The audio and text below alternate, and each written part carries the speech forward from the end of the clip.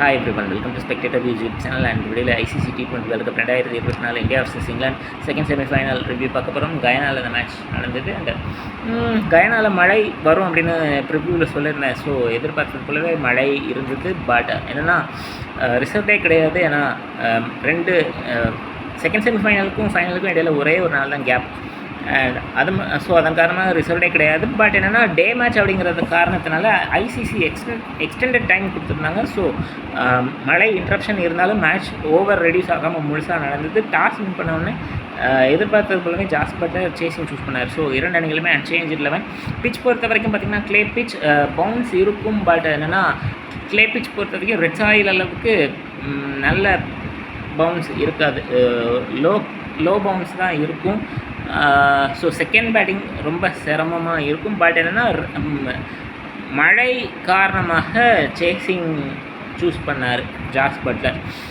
So 171 first பேட்டிங்கில் India வழக்கம் போல் ரோஹித் சர்மா அண்ட் டீம் பேட்டை சுற்றுனாங்க. 3ஆவது விக்கெட்டுக்கு ரோஹித் சர்மா மற்றும் சூரியகுமார் யாதவ் ஒரு 73 ரன் பார்ட்னர்ஷிப் 50 பாலில் 57 ரன் ரோஹித் சர்மாவுடைய கான்ட்ரிபியூஷன். அதில் இன்ஃபேக்ட்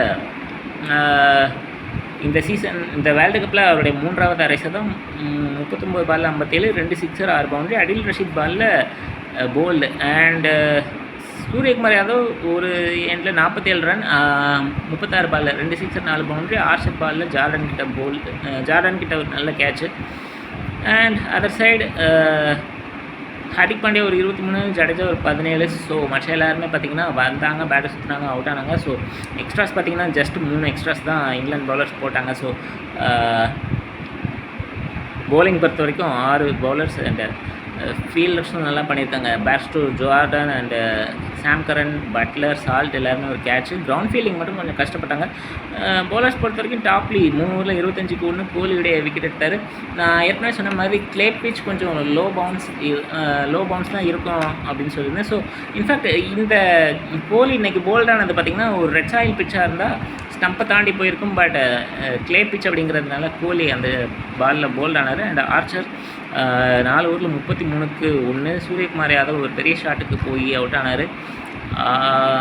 ஜார்டன் கிட்ட கேட்ச் கொடுத்து.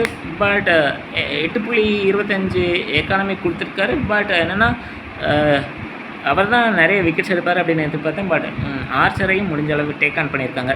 ஸோ சாம் கரன் பார்த்திங்கன்னா கோல்ட் கண்டிஷன்ஸில் பாலை நல்லா ஸ்விங் பண்ணுவார் அப்படின்னு எதிர்பார்த்தேன். அவரும் பார்த்திங்கன்னா 2 ஓவரில் 25 பண்ட்டுடைய விக்கெட் மட்டும் எடுத்தார். பண்ட்டும் ஒரு பெரிய ஷாட் போய் அவுட் ஆனார் பேட்ஸ்டோ கிட்ட கேட்ச் கொடுத்து.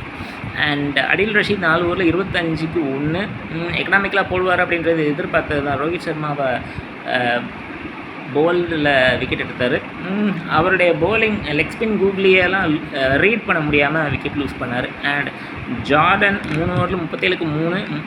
ஹார்திக் பாண்டியா 2 சிக்ஸ் அடித்தார் அவருடைய ஓவரில். தொடர்ந்து ஒரே ஏரியாவில் அடித்ததுனால ஈஸியாக ஒரு கேட்ச் லாங் ஆஃபில் கொடுத்துட்டு அவுட் ஆனார். அடுத்த பாலில் துபே சிம்பிளாக விக்கெட் கீப்பர் கிட்ட கேட்ச் கொடுத்தாரு. அண்ட் அக்சர் பட்டேலும் பார்த்திங்கன்னா ஒரு பெரிய ஷாட் போய் விக்கெட் கீப்பர் கிட்ட கேட்ச் கொடுத்து அவுட் ஆனார். அண்ட் லிவிங்ஸ்டன் 4 ஓவரில் 24 விக்கெட்லெஸ்.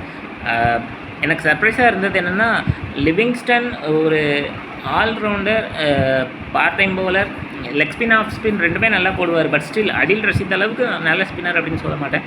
அவரை ரொம்ப பார்த்து ஆடி விக்கெட் எக்கானமி ஜஸ்ட்டு 6 தான் வச்சுருக்காரு. ஸோ மோயின் அலியே பவுலிங்கில் யூஸ் பண்ணல. அண்டு ஸோ பேட்டிங் பொறுத்த வரைக்கும் 172 டார்கெட். பட் 16.4 ஓவரில் ஆல் அவுட் ஆகிட்டாங்க 103 ரன்னுக்கு. ஸோ 68 ரன் வித்தியாசத்தில் இந்தியா வெற்றி. முதல் விக்கெட்டுக்கு பட்லர் மற்றும் சால்ட் மட்டும் 26 ரன் பார்ட்னர்ஷிப் 19 பால். அதற்கு பிறகு பார்த்திங்கன்னா பார்ட்னர்ஷிப்பே இல்லை. ஸோ அதிக ரன்ஸ் அப்படின்னு பார்க்கும்போது ப்ரூக் 25 ரன் அண்ட் ஆர்ச்சர் ஒரு 21 ரன் எடுத்தாங்க. அண்ட் ஆர்ச்சர் அதில் ஒரு 2 சிக்ஸர். ஸோ பட்லர் அவுட் ஆன பிறகு ஆர்ச்சர் மட்டும் கொஞ்சம் ட்ரை பண்ணார். பட் வெற்றி இன்ஃபேக்ட் லிவிங்ஸ்டனுக்கு நிறைய ஸ்ட்ரைக் கிடைக்கல. அவரும் பார்த்திங்கன்னா ஒரு 11 ரன் எடுத்தார். பெருசாக ஸ்ட்ரைக் கிடைக்கல அவருக்கு. ஸோ அதன் காரணமாக ஆல் அவுட் ஆகிட்டாங்க.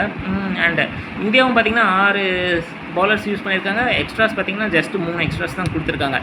ஸோ போன மேட்சுடைய ரிவ்யூவிலே சொல்லியிருந்தேன், அடுத்த மேட்ச்சில் எக்ஸ்ட்ராஸ்லாம் கண்ட்ரோல் பண்ணணும் அப்படின்னு சொல்லியிருந்தேன். 3 எக்ஸ்ட்ராஸ் கொடுத்தாலும் பார்த்தீங்கன்னா வைடு நோ பால் எதுவுமே போடலை. ஸோ அது ஒரு நல்ல விஷயம். ஹர்ஷ்தீப் சிங் பார்த்திங்கன்னா 2 ஓவரில் 17, விக்கெட்லெஸ். பட் நல்ல விஷயம் என்னென்னா எக்ஸ்ட்ராஸ் எதுவுமே போடலை. ஸோ விக்கெட்டும் எடுத்திருந்தாருன்னா இன்னும் நல்லா இருந்திருக்கும். அண்ட் பும்ரா 2.4 ஓவரில் 12க்கு 2. சால்ட் இன்ஸ்விங் பாலில் போல்டில் எடுத்தார். அண்ட் ஆர்ச்சரை எல்பிடபிள்யூவில் எடுத்தார். அவருடைய ஸ்விங் பவுலிங் நல்லா இருந்தது. அண்ட் அக்ஷர் பட்டேல் அவரும் பவர் பிளேயிலே பவுலிங் பண்ண வந்தார். 23க்கு 3. பட்லர், மோயின், பேர்ஸ்டோ 3 பேருடைய விக்கெட் எடுத்தார். ஒன்று பார்த்திங்கன்னா பட்லர் கேட்சு, இன்னொன்று பட்லர் ஸ்டம்பிங், இன்னொன்று பார்த்திங்கன்னா போல்டில் எடுத்தார். ஆம்பால் போட்டார். பட் தவறான ஷாட்ஸ் ஆடி அவுட் ஆனாங்க. குல்தீப் யாதவ் 4 ஓவரில் 19க்கு 3. ஜோர்டன், ப்ரூக் மற்றும் கரனுடைய விக்கெட் எடுத்தாங்க. இன்ஃபேக்ட் அதில் ஒரு சில மேட்ச் அம்பையர்ஸ் காலில் எல்பிடபிள்யூ ஆச்சு. பட் ஸ்டில் நல்ல லைன் அண்ட் லென்த்தில் போட்டார். ஜடேஜா 3 ஓவரில் 16. அன்ஃபார்ச்சுனேட்லி அவருக்கு விக்கெட் கிடைக்கல. அண்ட் ஹரிக் பாண்டியா கடைசி நேரத்தில் எதுக்கு பவுலிங் கொடுத்தாங்க அப்படின்னு தெரியலப்பா. ஒரே ஓவரில் 14 ரன். ஸோ ஃபீல்டிங் பொறுத்த வரைக்கும் ஏற்கனவே சொன்ன மாதிரி பண்ட், ஒரு கேட்ச், ஒரு ஸ்டம்பிங், சில எல்பிடபிள்யூஸ் அம்பையர் கால்ஸில் போச்சு. ஜடேஜா ஒரு ரன் அவுட் வாய்ப்பை தவற விட்டாலும் 2 ரன் அவுட் வாய்ப்பு ஏற்படுத்தியிருக்காங்க. So player of the match Rohit Sharma எனக்கு 57 ரன்னுக்கு கொடுத்துருக்காங்க. பட் என்னை பொறுத்தவரை இன்ஃபேக்ட் ரோஹித் சர்மாவுக்கு கிடைச்சிருக்கணும்னு நான் எதிர்பார்த்தேன். பட் அக்ஷர் பட்டேலுக்கு கிடைச்சிருக்கு. ஏன்னா பேட்டிங்க்கு டஃப்பான பிச் அப்படிங்கிறதுனால நான் ரோஹித் சர்மாவுக்கு கொடுப்பாங்க அப்படின்னு எதிர்பார்த்தேன். ஸோ ஓவரால் இந்த மேட்ச் பற்றி சொல்லணும் அப்படின்னா இந்தியாவுக்கு அட்டாக்கிங் இன்டென்ட் இது வரைக்கும் ஒர்க் அவுட் ஆகியிருக்கு. பட் கோலியுடைய புவர் ஃபார்ம் ஃபைனலில் ஒரு கவலைக்குரிய விஷயமாக தான் இருக்கும் அப்படின்னு நான் நினைக்கிறேன். அண்ட் ஃபீல்டிங் சில வாய்ப்புகள் தவற விட்டாலும் நல்லா ஃபீல்டிங் பண்ணியிருக்காங்க. பவுலிங் பொறுத்த வரைக்கும் எக்ஸ்ட்ரா கண்ட்ரோல் பண்ணியிருக்காங்க. ஸோ இதெல்லாம் நல்ல விஷயம். அண்ட் அதே போல் இங்கிலாந்து சைட் பொறுத்த வரைக்கும் பேட்டிங்கில் ஓப்பனர்ஸ் தவிர்த்து திருப்பியும் மற்ற எல்லாருமே கஷ்டப்படுறாங்க. பார்ட்னர்ஷிப்பே இல்லை. பவுலிங் பொறுத்த வரைக்கும் நல்லா பண்ணியிருக்காங்க. பட் இன்னும் பெட்டராக பண்ணியிருக்கலாம். கிரவுண்ட் ஃபீல்டிங்கில் நிறைய தவறு பண்ணாங்க. பவுலிங் சேஞ்சஸ் நல்லா பண்ணியிருக்காங்க. பட் ஸ்டில் ஈஸி ரன்ஸ் நிறைய கொடுத்தாங்க. விக்கெட்ஸ் எடுத்தாலுமே பார்த்திங்கன்னா எக்கானமி ஜாஸ்தி கொடுத்துருக்காங்க. ஸோ இதெல்லாம் சரி செய்ய வேண்டிய விஷயங்கள். ஸோ அடுத்தது ஃபைனல் சனிக்கிழமை, அதாவது நாளை இரவு 8 மணிக்கு இந்திய நேரப்படி நடக்க போகுது. ஸோ பார்படாஸில் நடக்க போகுது இந்தியா வர்சஸ் சவுத் ஆஃப்ரிக்கா. 3வது முறையாக இந்தியா ஃபைனலில் விளையாட போகிறாங்க. சவுத் ஆஃப்ரிக்கா முதல் முறையாக விளையாட போகிறாங்க. பார்க்கலாம் என்ன நடக்க போகுது அப்படின்றது. உங்களுடைய கருத்துக்கள், ப்ரெடிக்ஷன்ஸ் கமெண்ட் செக்ஷனில் பதிவு செய்யுங்க. உங்களுக்கு இந்த வீடியோ பிடிச்சிருந்தா லைக் பண்ணுங்கள், ஷேர் பண்ணுங்கள், கமெண்ட் பண்ணுங்கள், சப்ஸ்கிரைப் பண்ணுங்கள். இதற்கு சப்ஸ்கிரைப் பண்ணாதவங்க சப்ஸ்கிரைப் பண்ணிட்டு பக்கத்தில் இருக்கிற பெல் ஐக்கனை கிளிக் பண்ணுங்கள். நாங்கள் வீடியோஸ் போடும்போது நோட்டிஃபிகேஷன்ஸ் வரும். தேங்க்யூ ஸோ மச் ஃபார் வாட்சிங்.